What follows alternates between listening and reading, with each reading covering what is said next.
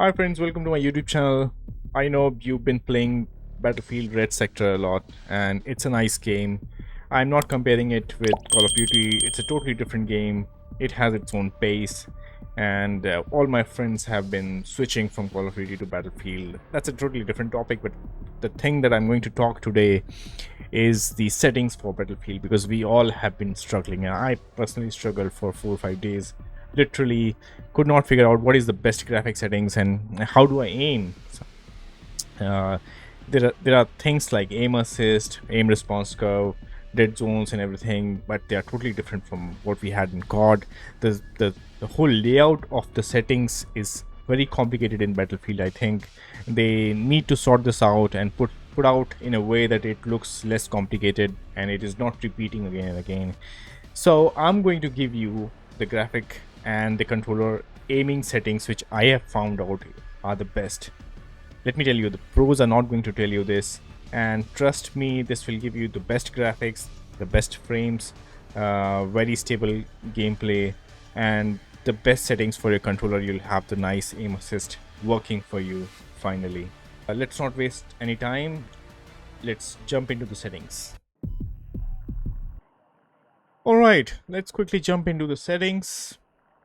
Starting off with accessibility, you can copy the settings that I have right now. I'm going to tell you very specific settings which you need to make changes and need to take care of, like going to your color profile. It is really important to have bright colors for the enemies, for your own quad, for your teammates, because the battlefield map is very busy. There's a lot of destruction going on, so you need to see your enemies very clearly. So if you have a bright color, you can just click on the color and change the colors from here. I have a very bright color here, uh, and like if I want to put the red color, I'll select red and then make it bright. Let's make it bright here like this. So you can change the colors for everything so that you see things very clearly. First thing first, and then controller vibrations off. Uh, then we move on to HUD, HUD settings. So minimap should be large. Minimap background opacity should be 90. uh, there are two things which are important. View distance on foot should be 300. View distance on ground vehicle should be 300.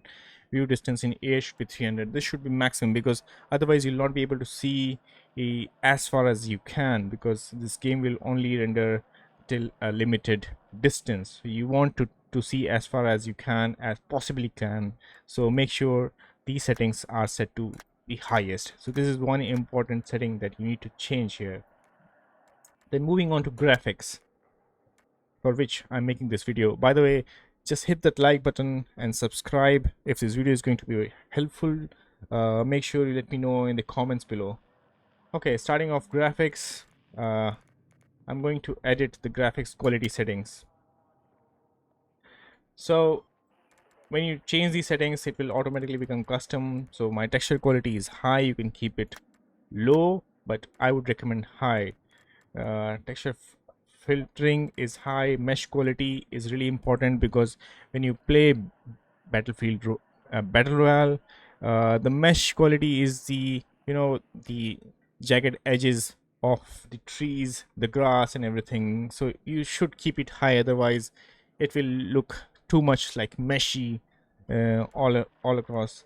Terrain quality should be low. Undergrowth quality should be low. FX quality should be low.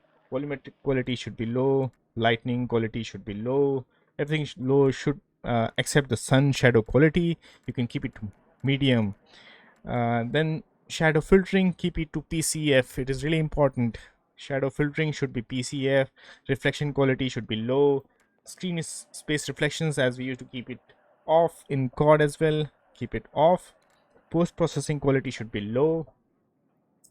Remember, high fidelity objects amount should always be low, otherwise it will be too much. It will put too much load on your graphics card. Now moving on to the advanced settings. Advanced settings are simple. Fixed resolution scale, make sure it is 100. Should not be increasing it more than 100 and should not be bringing it down below 100. because so that the resolution that your monitor is, it will maintain the same resolution. Frame rate limiter, if you have a monitor which has a 144 hertz or 165 hertz or 200 hertz, you can limit the frames, otherwise it is not required. You just want to get the maximum frames. If you're using a single PC setup like I do for streaming and all, I just limit the frames so that some of my graphic card is allocated for streaming as well.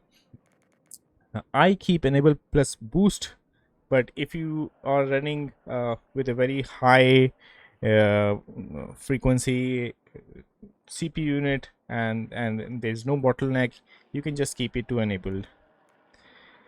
Anti-aliasing should be TAA. Upscale technique should be DLSS. Those who are running NVIDIA cards, and put it to quality. Trust me, there's no latency lag. There's no degradation of the resolution in the game. NVIDIA frame generation should be off. Future frame rendering should be off. We don't want that. And performance overlay should be simple, like the one you see on the right hand side of my screen. This is it.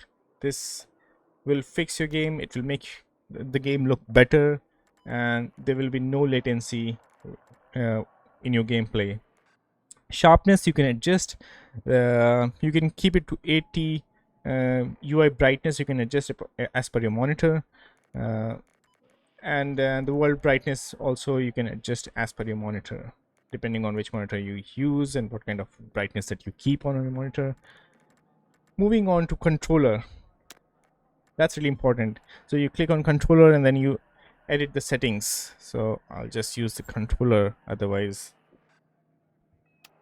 Okay, we go to infantry. Infantry is the setting for the players. When you are playing with your gun aiming, that's infantry. Ground vehicles have different sensitivities and different settings. So I'm going to tell you the settings for the infantry controller settings. So you go on edit. My aim sensitivity is 45. The best is between 45 to 60. If you play on a very high sensitivity, I would recommend 60 to 65. Otherwise 45 to 50 is a good sensitivity. Field of view should be 120. Vertical aim ratio should be 60. It's not like COD that you used to keep vertical aim ratio approximately 85%, but here you have to keep it low. So vertical zoom ratio also 60. Uniform infantry aiming, keep it off. Please remember to keep it off. Infantry aim assist 100%, we want that. Infantry aim assist slowdown, I'm keeping it to 60. So when you're aiming with your sniper and when your pointer goes in that area where you need to take a shot, it will slow down. It will really help you with the aim assist. Infantry aim input curve, I have tested all of them. Only BF3 is working the best. Infantry zoom aim input curve, BF1, BF4. Stick input acceleration preset is BF4, BF3, BFBC. And aim left right acceleration, I'm just keeping it to 20 because that's the best, because whenever I'm moving left and right, it is enough for me as per the sensitivity I play. Then you can change the settings like infantry, keep it to toggle. Sprint is really important, so you just edit the button and keep it to the forward moving button on your left stick. Don't put it don't put it to any other button. It's just the move forward button. Crouch toggle sprint stand, hold over sprint on. Slide, I've put it on B. Crouch slide all. Then you have other settings like infantry zoom, so I'm keeping this is all basic settings that we keep. And infantry zoom aim sensitivity, I'm keeping it to 80, so that when you zoom and you're aiming, the sensitivity should be slightly lower.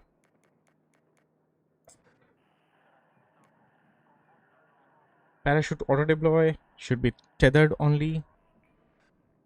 Prioritize interact. I don't play with gyro, so that's all.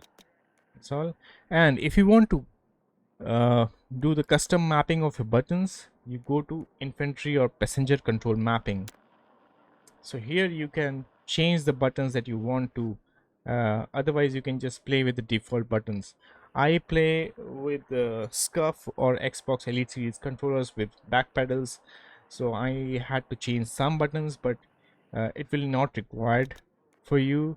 But you can change some of the buttons, like the way you used to ping in COD or any other games. If you've been playing any other game, you want the same kind of settings on the controller as well, same kind of button mapping on the controller as well, so you can change that here. Grid settings, infantry, passenger, control mapping. So this is the menu to change your buttons. After the graphic settings, there's one setting which you need to make sure that it is correct, is the camera settings.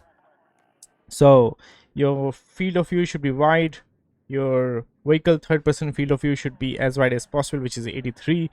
Weapon field of view should be wide, weapon motion blur should be 0, world motion blur should be 0. You don't want any kind of blur in your game. Camera shake amount should be least, which is 50. Reduce sprint camera bobbing, it's really important, turn it on. Rest all, everything you can just keep it off. Yeah, one more thing, when you're playing the game, play it in full screen mode. That's the best for a stable gameplay. And you can adjust the refresh rate and the resolution as per the monitor that you have. Keep the VSync off. So this is all from my side. If you're jumping right into the game, I mean, for the first time, these settings, this video is definitely going to help you. Let me know in the comments if you have any questions. I will try to revert back to you. Make sure you hit that like button and subscribe to my channel, because we'll be streaming live tonight and every night.